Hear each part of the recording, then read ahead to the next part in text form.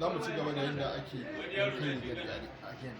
Yanzu muna kan yadda za a yi an ɗauki faɗin tuna, yanzu a fita mana da yadda za a yanka tuna kuma yadda za a yanka hannu, don haka sai a juma a ci gaba da kulawa. Yanzu nan da tuna shi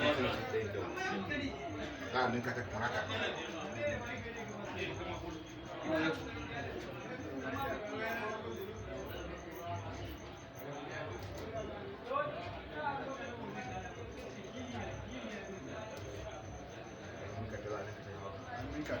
Ana lura ko?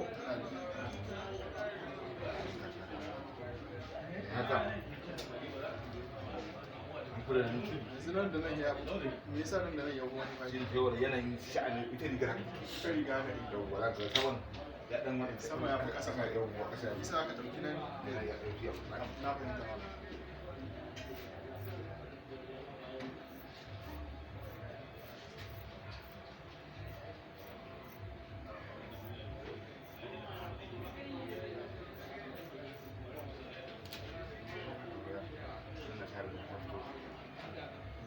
Suna ta riga ta fita yake.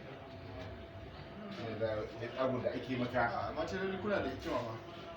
tsagun da ake mata akwai tsagunan nan za ka fitar da tsagun da ake fitar da aljihu Yan aljihu kenan. Inci 8. inci 8 An fitar da inci 8 aljihu. daga hannu zuwa ƙasan za ka inci 8 faɗin aljihun shi ma ka ɗauke shi inci 8 Inci 8. shi ma Na inci 8. inci 8 kuma daga nan ɗayan mutum zuwa nan kuma 22 22.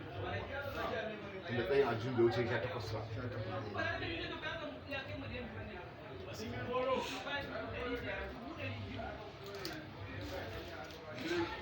Yanzu ga an fitar mana da shura wanda tana da falon guda 4. Sai 1, 2, 3, 4. Yanzu kuma abin da ya rage a fitar mana da yadda ake fitar da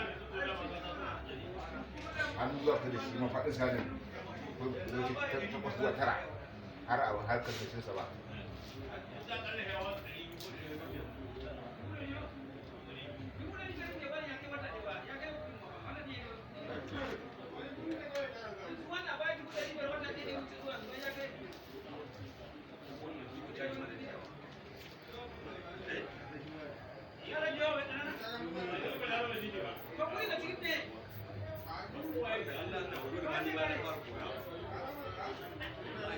faɗin hannu